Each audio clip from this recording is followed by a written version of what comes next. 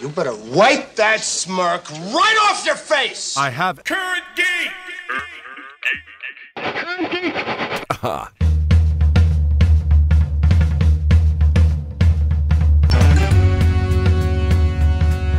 Hello, everyone, and welcome back to Current Geek, the autopiloted edition, a chance for us to watch a pilot episode of a TV show, geek out about it a little bit. I'm Scott Johnson. He's Tom Merritt, and this week we are talking about Hill Street Blues.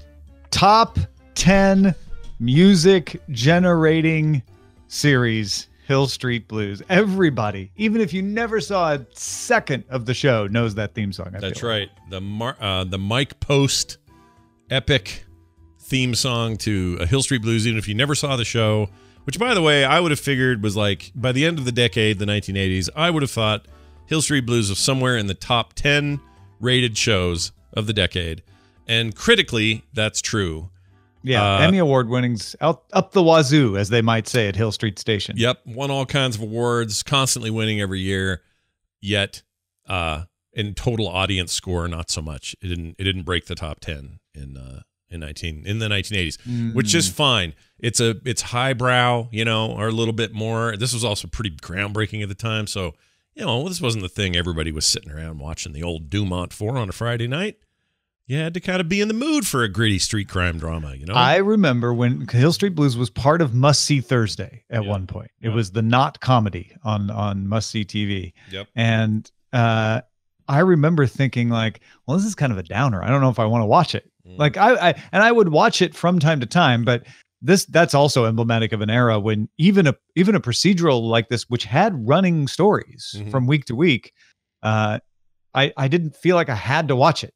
Right. I could just dip in when I was in the mood. When I was probably 12 or 13, my memory of the show was it would start and it would be a bunch of mumbling and talking, and a date would be on the screen, and then there would be the what do you call him? Sergeant guy was passing out jobs. Down. Yep, telling everyone to shut up. Here's your assignments for the day. So and so on the Item loose. 17. There's a lot of and items. they'd always 17s. be in the middle, right? Right.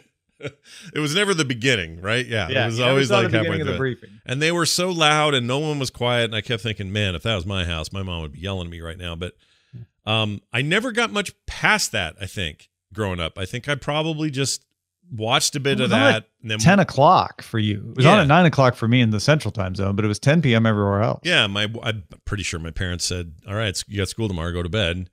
And that was as much as I would ever get to see it. I remember being curious about it. And I also remember the guy who is, I have the name right here. He plays the character Mick Belker, Sergeant Belker. Oh yeah, Bruce White's. Yeah, he was impossible not to remember because I remember he always growled and was accused of biting people's noses off. Yeah, he was like a freak. Like he'd be the best criminal if he wasn't on the blue side of the law sort of thing. Yeah. And that's my memory of that show. Oh, and then I mixed Daniel J. Travianti and I guess the other guy was James Sicking. Those two I confused. So in my mind, those were the same two actors, but no, they're separate dudes. Wait, Captain Farillo and Lieutenant Hunter? Yeah, I did. I thought Howard Hunter. You mixed up. Oh my gosh. Because Lieutenant Hunter to me, he stands out as being a character that is comical in an otherwise non-comical assembly. Like even Belker, even though he's crazy, is serious. Like that, there's something seriously wrong with Belker, right? Yeah. Whereas I feel like Lieutenant Hunter is like a parody of a tactical officer. A little bit. A little bit. Yeah. I really want to make a series of videos where I just clip out bits of Hunter being ridiculously over the top in his beliefs and expressions. And make like campaign commercials out of it. I'm with you. Those two had the next president of the United States, Lieutenant Howard Hunter. Those two had a difference of opinion when it came to how to run the department or what to do within. But he's the guy that looks kind of like Hunter S. Thompson because he's always like smoking on a pipe and wearing those like tinted shades and constantly wearing a flak jacket. Like, how did you get him mixed up with Farillo? I can't believe that. And not a very intimidating SWAT team, in my opinion. Like his whole team, which is all about break down the doors. I think they wrote them intentionally to be a joke, right? Yeah, they must have. Yeah. I feel like later seasons, maybe some of that stuff gets beefed up, but this is our second show or series, that is to say, that had Stephen Bochco at the show running position, the guy who created it. We've covered the Bochco beat quite a bit. Yeah, a little bit. But what I didn't expect to see in this trailer, or not trailer, in this pilot, was how much of a seed this is for so much of what we consider to be good cop drama today. And you can see it all there. Like at the time, this had to have been crazy, like cameras moving all the time, lots of shaky cam happening, which would sort of be famous in NYPD Blue, another Bochco thing later. But that sort of stuff, just from an aesthetic, was definitely something you see today in things like The Wire and things like The Shield and other cop shows, the laws and orders of our day. They all sort of borrowed from this.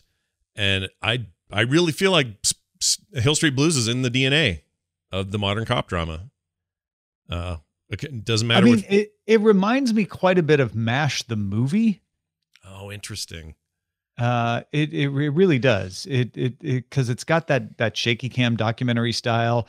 A lot of times it's hard to hear everything because there's so much background noise, and people seem to have improv conversations sometimes where like, well, you can't tell them that. Well, hold on, tell me that. You know, like real conversations. It gives that element of reality to it because it's not like I will talk, then you will talk, then I will talk. People are talking over each other all the time, and there's noise, and the street scenes are legit. Like they feel, at least in the pilot episode. I think it got a little more broadcast primetime drama once it was greenlit for production all the time. But they really, on that first episode, Hill Street Station, the pilot, they made it realistic for 1980, which is when that pilot was shot. It didn't air till 81, but it was shot in 80.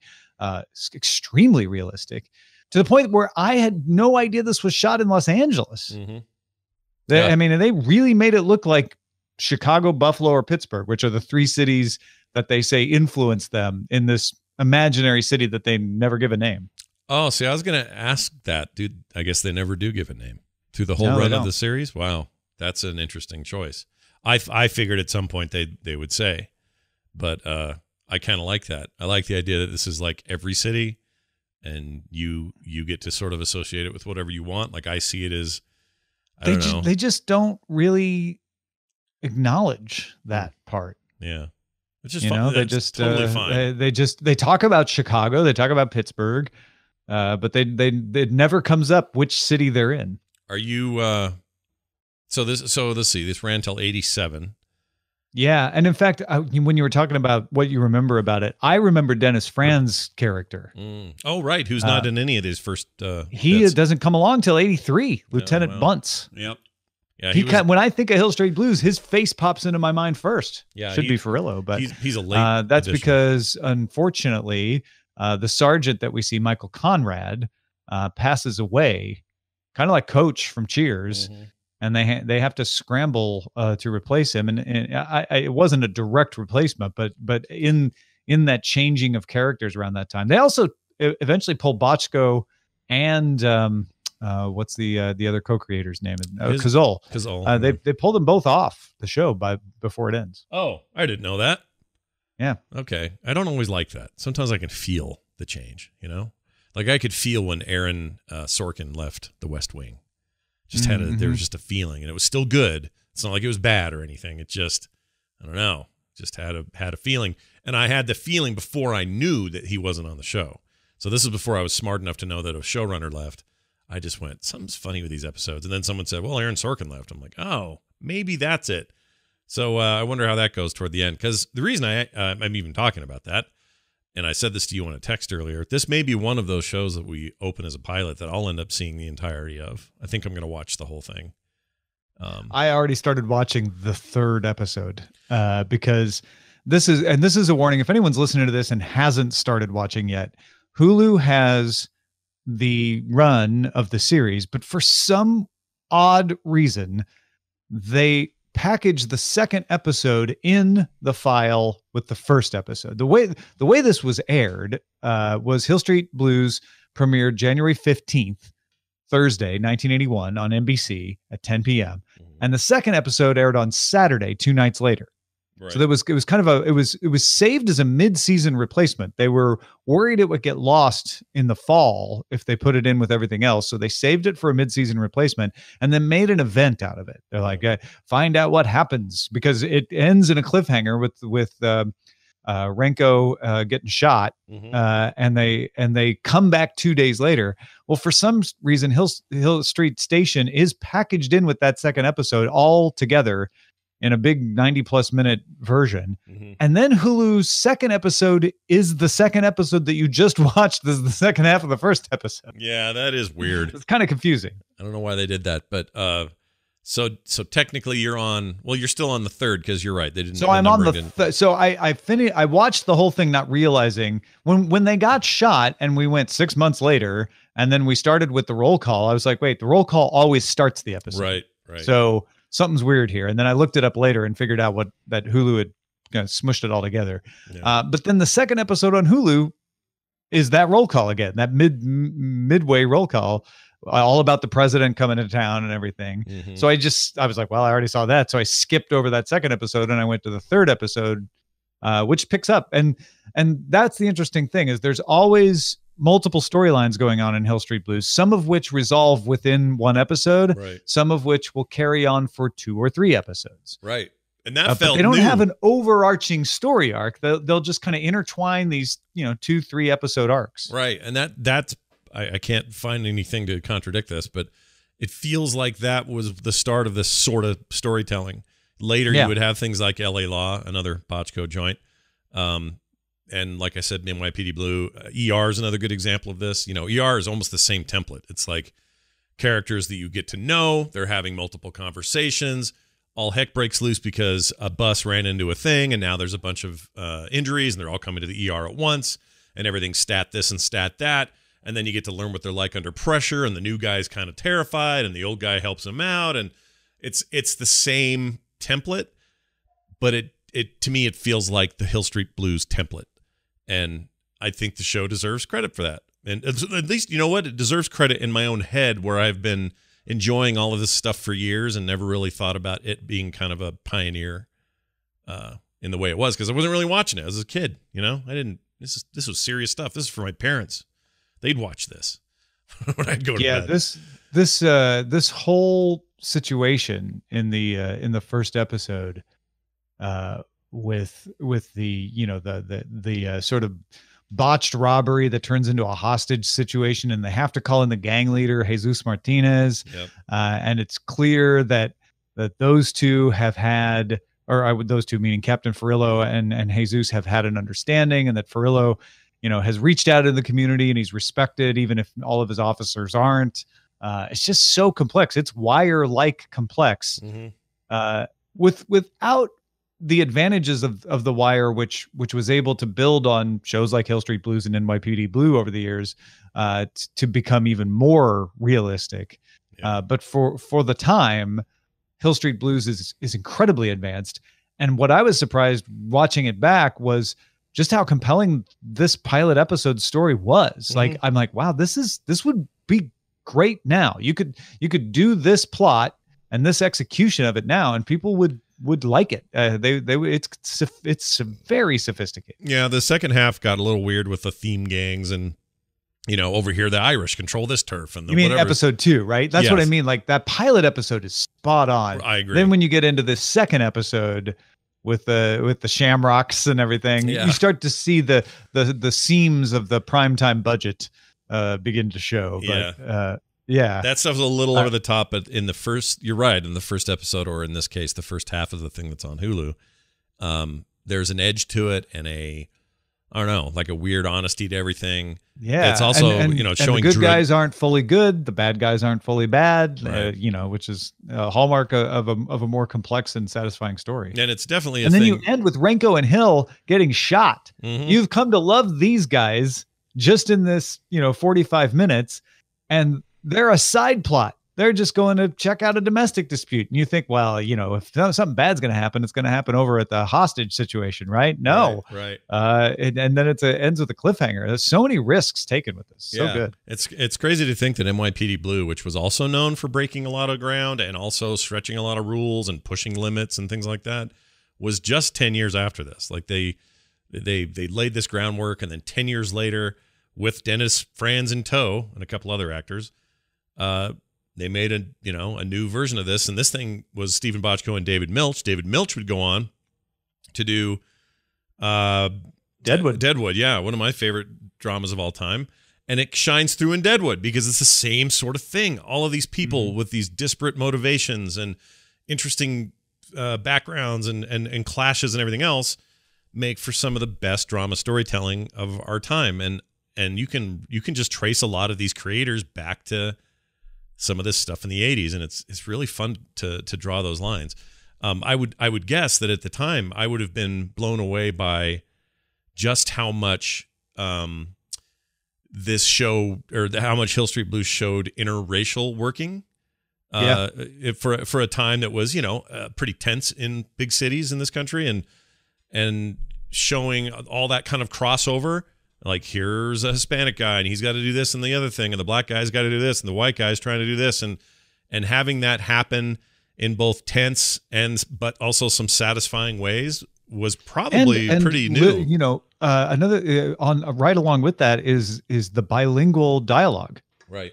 The Hispanic characters speak Spanish. Right. And there's no subtitles. Nope. And that lends itself to feeling like it's the real thing, feeling a little more documentary. There's even scenes where, and this is more in that second half chunk thing, the technical second episode, but they've got a translator there for some of the gang members or gang leaders who don't speak English.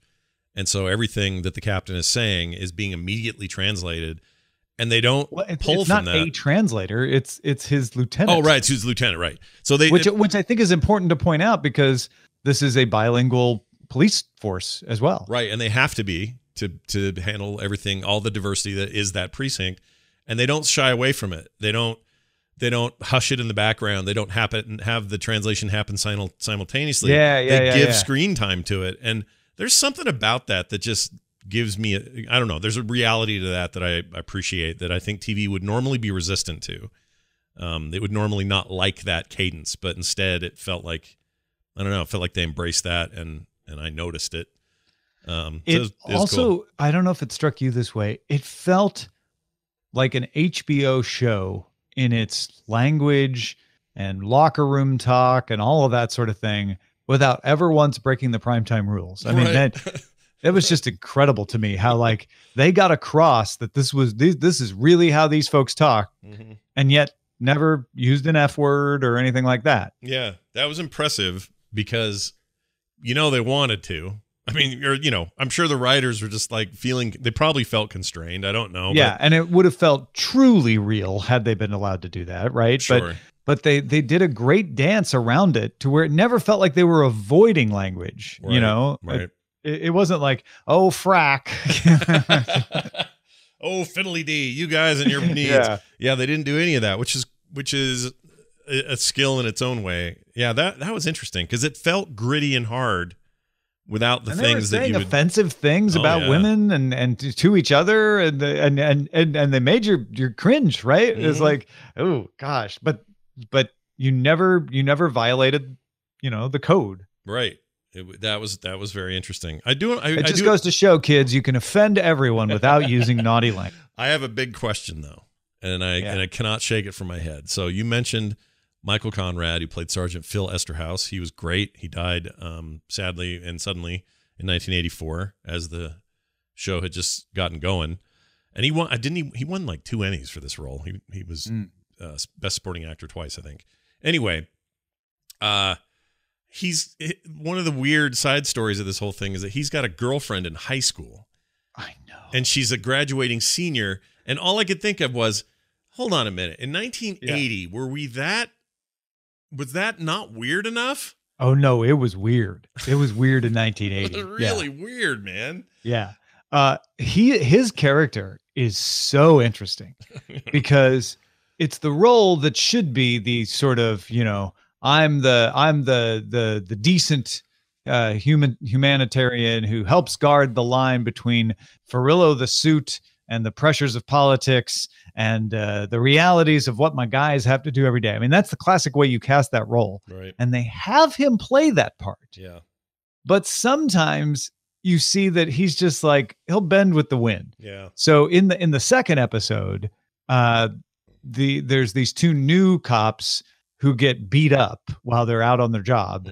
And Farillo comes in and finds out that everybody's getting ready to take baseball bats and go strike back at the folks who beat up the two cops, right? We're not going to take this.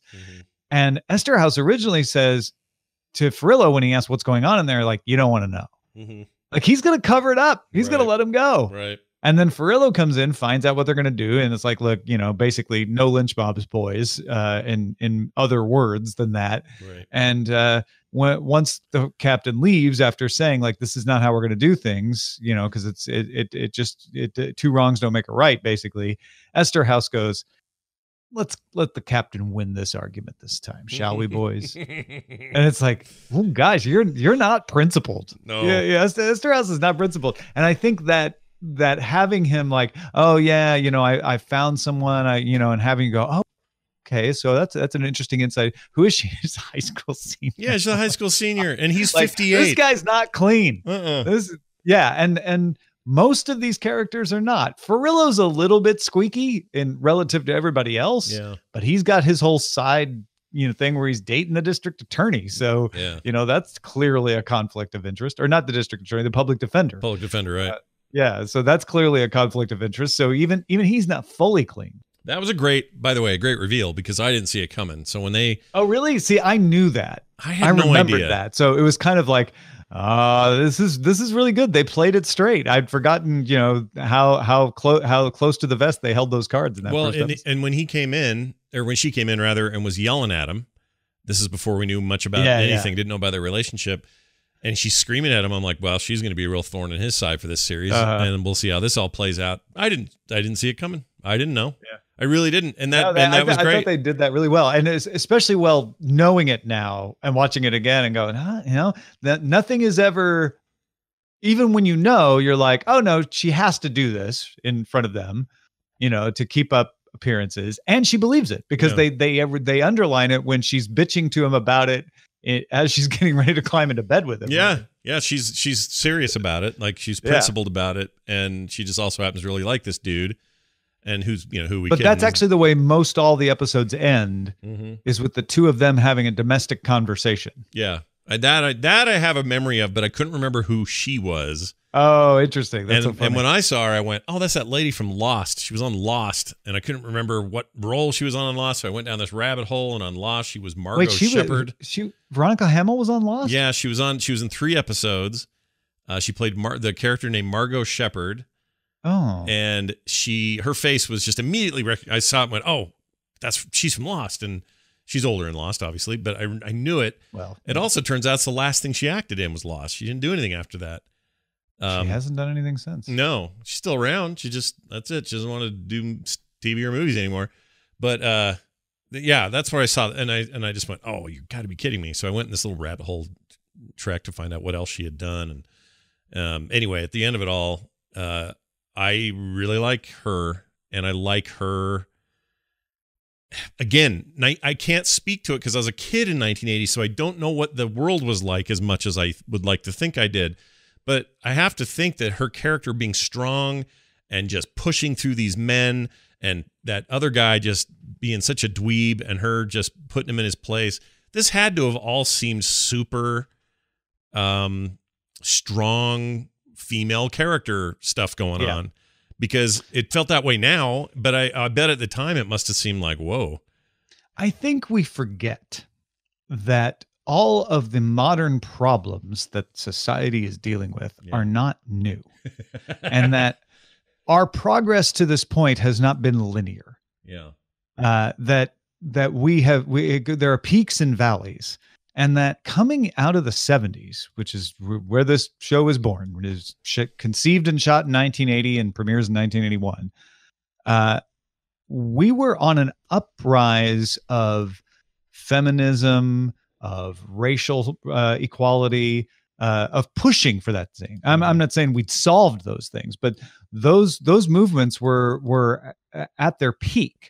They had sort of gained momentum in the 60s, and came to a fever pitch with demonstrations and bombings and all kinds of things in the 70s. So this just felt, because I remember watching this as a kid, this just felt like it was of the time. Like it was cutting edge of the time, don't get me wrong, but it didn't feel like, whoa, this is way out there. It just felt like, yeah, this is what cities look like. Yeah. This is what people act like. Yeah. And so to me, the dated things in here are, cities are all falling apart. Well, cities aren't falling apart anymore. We have bad neighborhoods still and good neighborhoods, but the city has recovered quite a bit from the late 60s and 70s. But the problems with male female relationships and workplace harassment, some of it is definitely beyond, like when he's saying like no frisking the female perpetrators, ha ha ha, like that Right. feels super dated. Right. But then some of the stuff is like, no, that's just that female public defender with trying to fight for justice, that could be ripped out of today's headlines. So what you're saying is change is incremental and slow. Is what you're saying. And not even. Yeah. It's not it's not even just incremental. It's like we get way better at stuff and then we fall back for a little bit and then we get better and every peak is a little higher than the last one maybe, but I don't think you should go at this looking like, well, everything was incrementally worse than it is now. So, well, I'm shocked that a strong female character is there. It's Right. like, no, they had them. They really did. Right. And this is definitely coming out. The one thing, if I had a ding against it, would be that these gangs in particular, a little bit of this is in the first episode, the second episode more. I don't know about the rest of the series, but it's pretty stereotyped silliness. Yeah, the gangs aren't nearly that. That's where The Wire has the gangs feel real. The gangs here feel a little bit paper thin. Yeah. Not as much in the first episode as in the second when you get all of them. Right. Then it just becomes clear that they were good enough to write a fairly credible gang when they only had to show a couple of them in the first episode. When they had to show a room full of 6 of them, it just broke. Oh, and the other thing, in 1980, the struggle for a telephone was real, man. Like, oh yeah, right. Holy crap! Like you forget what. Yeah, that life is definitely like. made it. Period. That was crazy. Just the way these payphones are all broken. We'll have to walk home. And there was a lot of sort of, you got to break into my switchboard and oh no, there's no phone here. Right, for the hostage thing. Yeah. Right. Like all this constant. I'm like, didn't they have walkies? They couldn't. I don't know.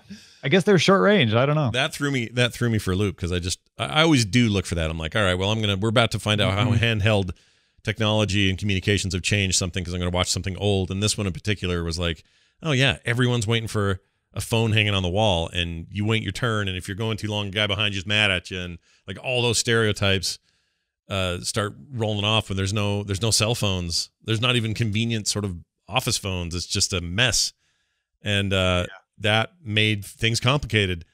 And that was interesting to me. Also, I cannot, again, I keep drifting into that second half, and it's not really fair as an autopilot, but if you're watching this on Hulu, likely you saw it, or if you haven't, maybe you still will. But them talking, bringing the president to this neighborhood, to this precinct, there's no president in 1980 even is going to walk these streets, not going to walk through these I don't know. areas. There have definitely been examples of presidents who went into quote unquote dangerous neighborhoods as a political stunt to say like, you know what, I want to meet people, especially more on the campaign. Yeah. I think what's less believable to me is that a sitting president would do this.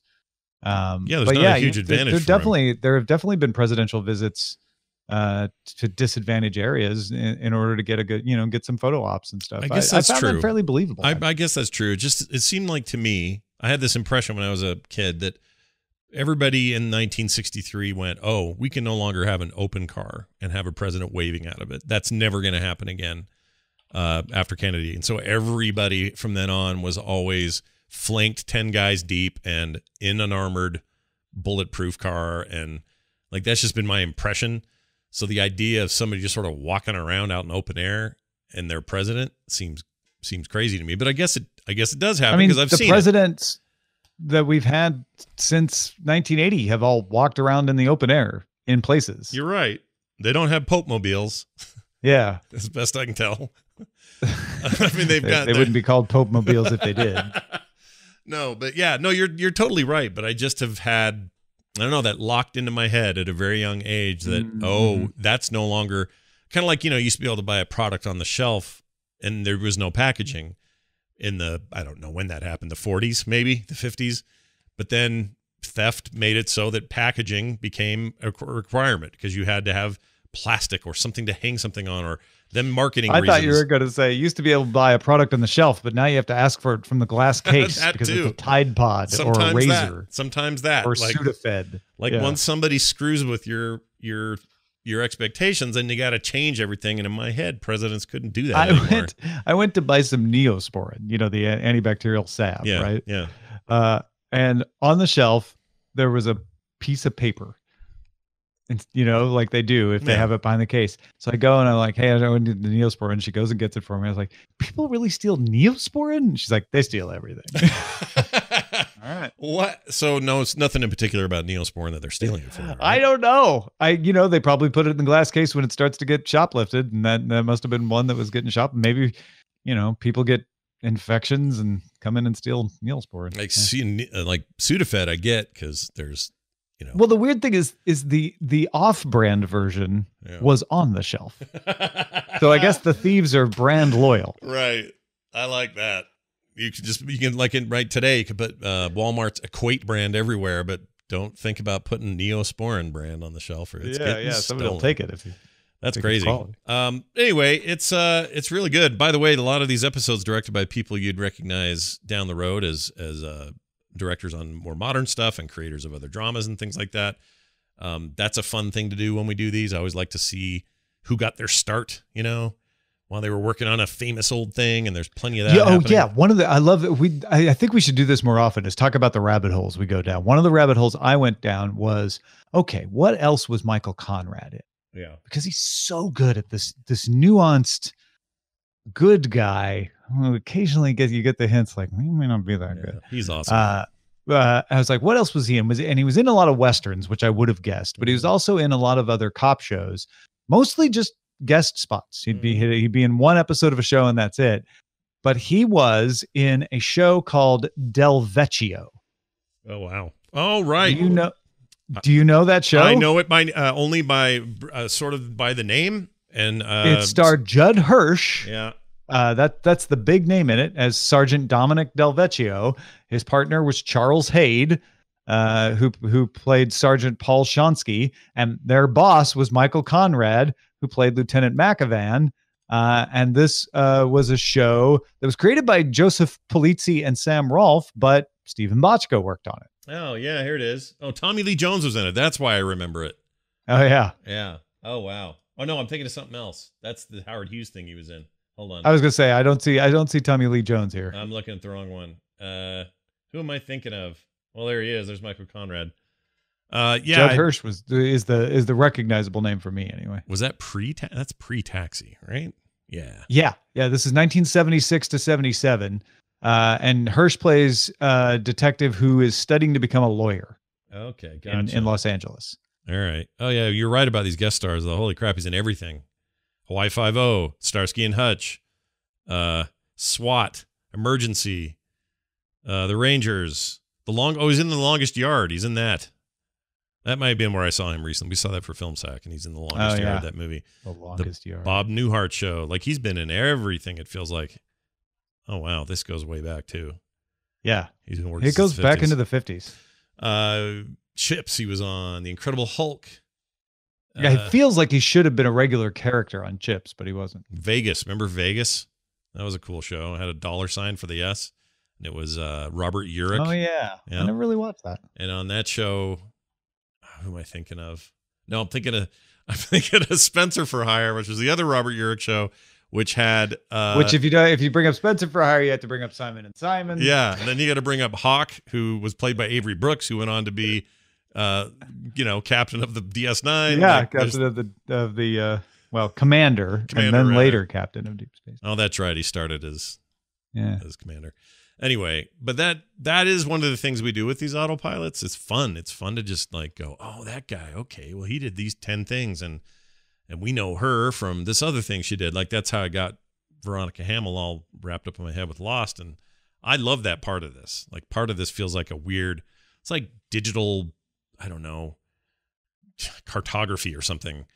Like you just can connect all these lines and find these careers and realize that this something else you like was totally, informed or affected by this thing. And I think Hill Street Blues is one of those. It's definitely, I feel like right now we have a taste for the 70s aesthetic. And the first couple episodes here, you're definitely going to get that. So if you're into that right now, and that seems to be coming back in movies, a lot of period pieces set in the 70s, this is one of those. Because it's on that border of the decade. It has some 80s hair in it, especially for some of the female characters. But yeah, it's got that gritty, our cities have fallen apart kind of vibe. That's why I'm amazed that this was shot in Los Angeles. I kept having to go back and look that up. Like, really? Wow. Like, even the outdoor scenes? Like, yep. I mean, has LA, I don't know what the gentrification status is of LA. Well, I mean, LA's too big to say LA is this. Yeah, that's true. And the thing about LA, because so many people shoot here, certain neighborhoods I feel like get preserved because they're like, oh no, we need the inner city look. This is a great neighborhood. Keep it brick. Right. So you can find places that look this way, but especially the opening credits, which I think are shot in other cities like Chicago and Buffalo.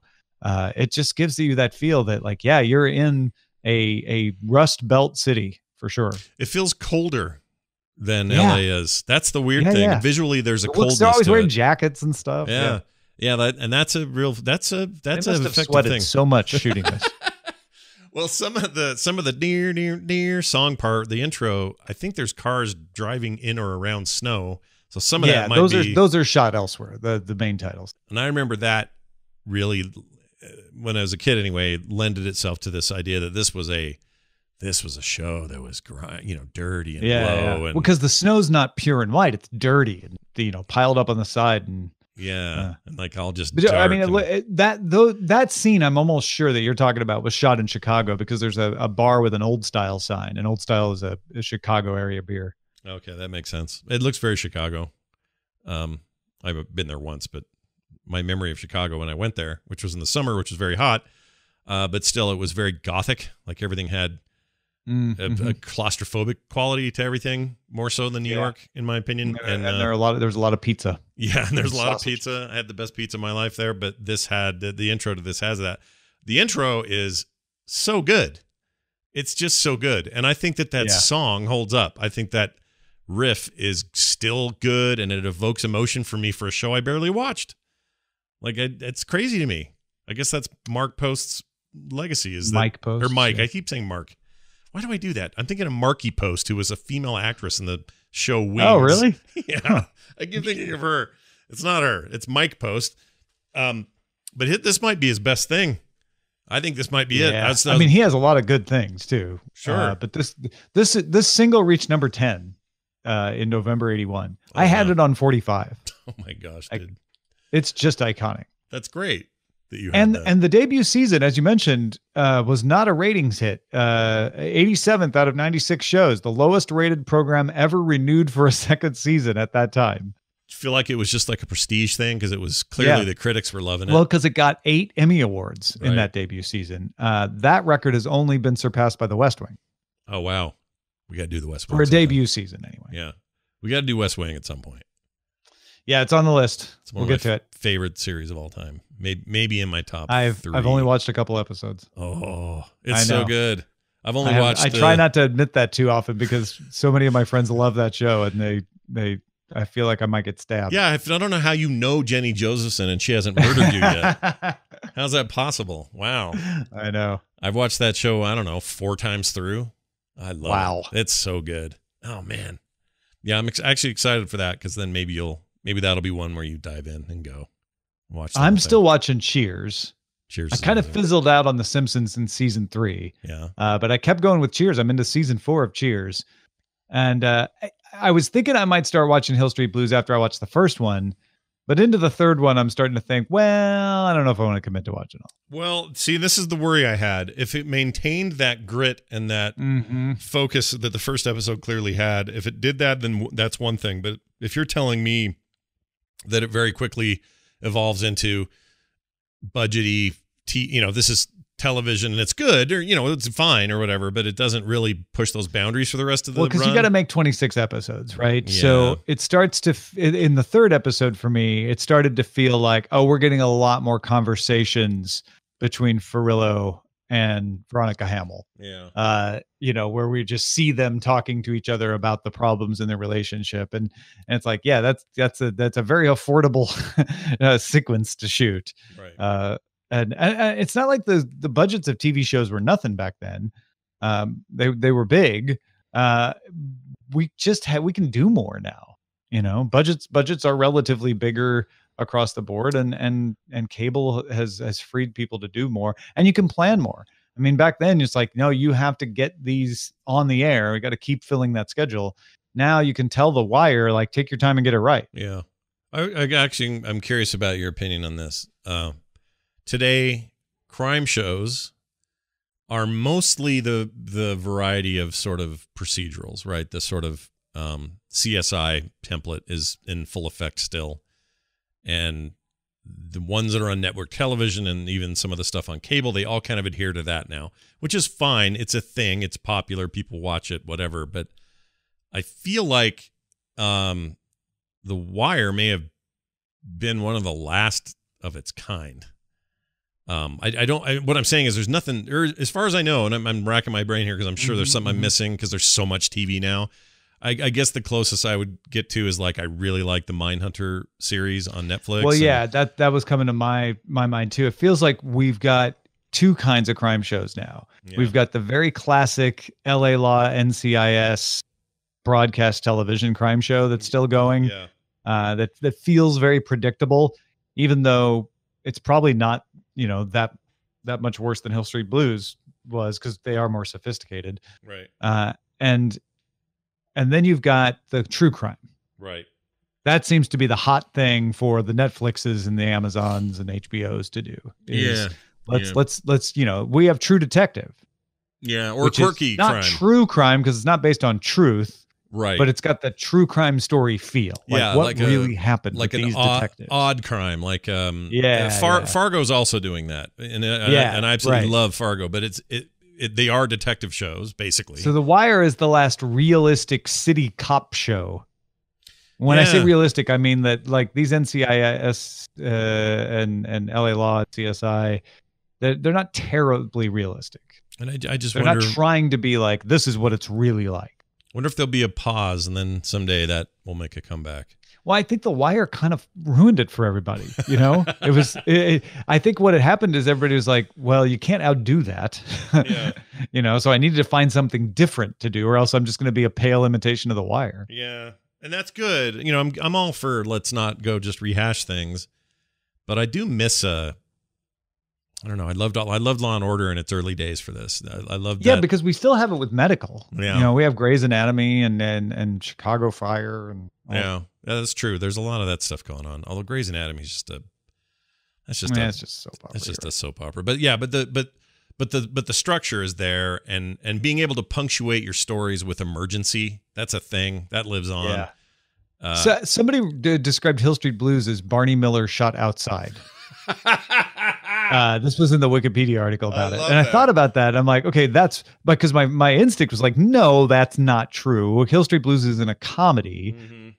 But in a way, it was like, yeah, the reason Barney Miller had to be a comedy was because you couldn't go outside. Right. But it was trying to show the relationship between all these officers in a police station. And I'm like, okay, I guess I kind of get that. It's like, if we could show what Barney Miller's officers really had to deal with, then yeah, maybe. I loved Barney Miller as a kid. Me I too. just see the reruns and stuff. I've seen some lately because it's streaming somewhere, so I watched some episodes.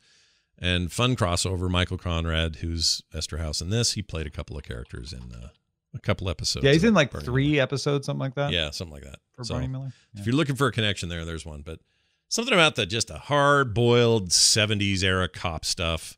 Yeah, I'm in the mood for it right now. And and the thing about Hill Street Blues that I think is important to note, it was the first time that cops were bad guys, really. Right.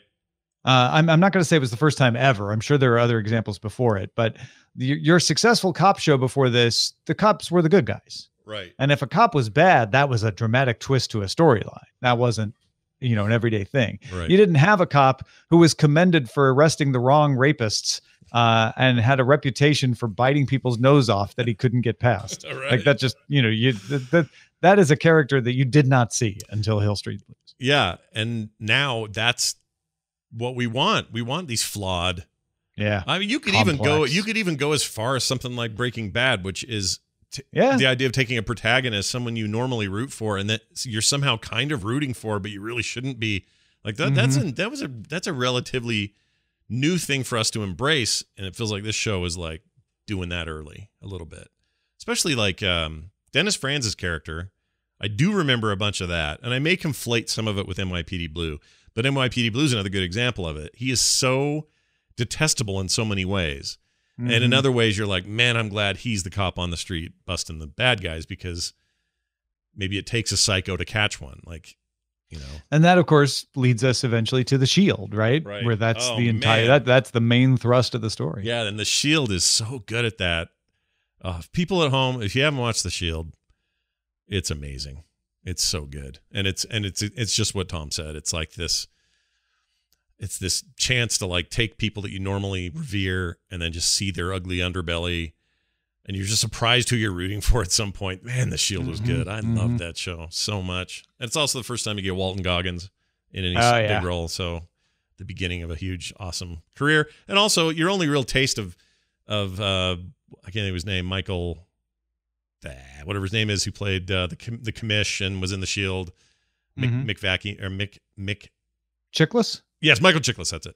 The only time I'd ever seen him was The Commish, which was silly-ish, not that serious of a show, and then an episode of Seinfeld. And then Fantastic Four. Oh, yeah. Well, that was later, though. But then I saw The Shield and went, whoa, The Commish. How is this guy? The Commish can act. How good is this guy? He was amazing, Yeah. And then later would come The Thing. I think he did The Thing later. We touched on it earlier, but I want to go back to the direction. Robert Butler directed this episode and several others. And he's the one who came up with that handheld camera documentary, close shots, intercuts. And Butler said he was inspired by a 1977 documentary called The Police Tapes, where filmmakers used handheld cameras to follow police officers in the South Bronx. So really trying to go for that realistic style in the photography, in the cinematography. And I know some people don't like that. I think it's one of the single best innovations in any filmmaking, because done right, done wrong, it's annoying, distracting. That's why people don't like it, because it gets used wrong. Yeah, that's true. But when it's done right, it adds an extra level of, I don't know if it's realism or whatever it is, but it just makes me feel like there's an authenticity going on, and I love that. If it's done right, and I feel like it's done right here. It's certainly was done right in NYPD Blue, and that thing used it a lot. We may have to do NYPD Blue as a follow-up at some point.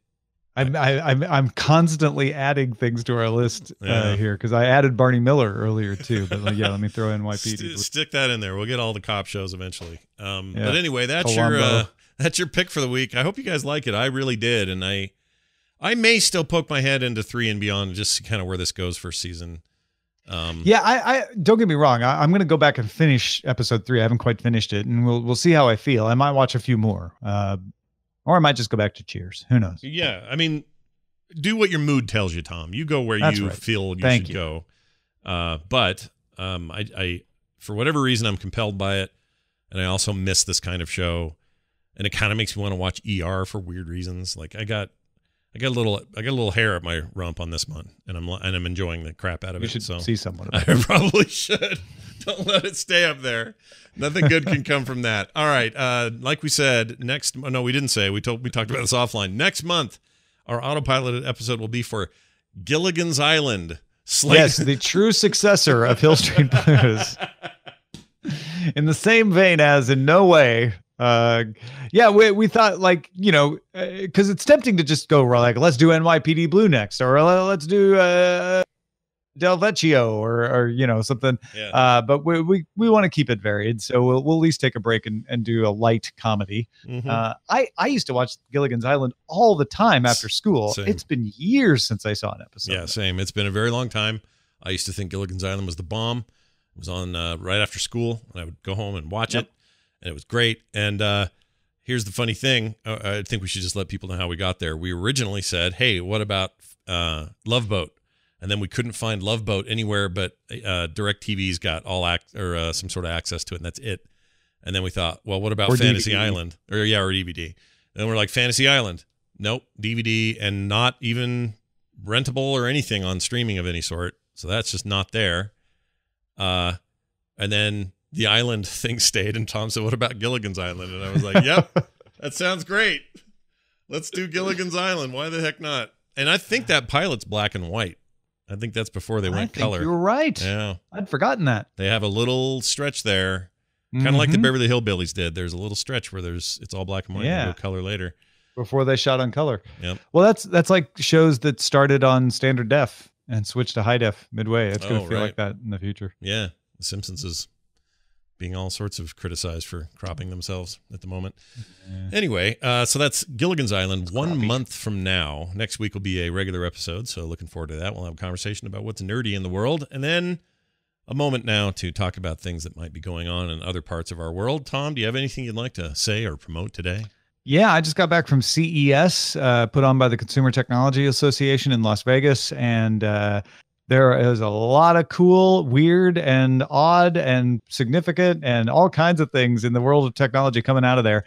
This week on Daily Tech News Show, we did 3 shows from CES. We continue to cover what's coming out of there as the week goes on, because it's winding up just now. So if you want to find out where technology is at the beginning of the 20s, you got to get Daily Tech News Show, dailytechnewsshow.com. Highly recommend that. I'm also on there on Wednesdays, so I'm biased, but also it's that good. So go check it out.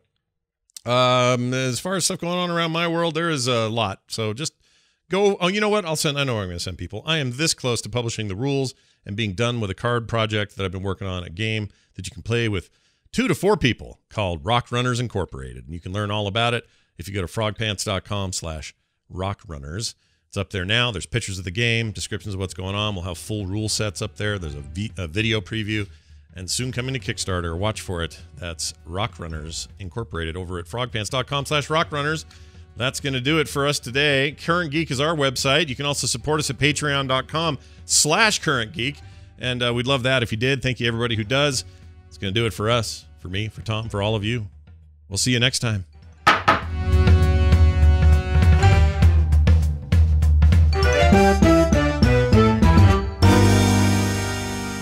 This show is part of the Frog Pants Network. Frog Pants Network. Get more shows like this at frogpants.com. Thanks, you guys, and stay cool.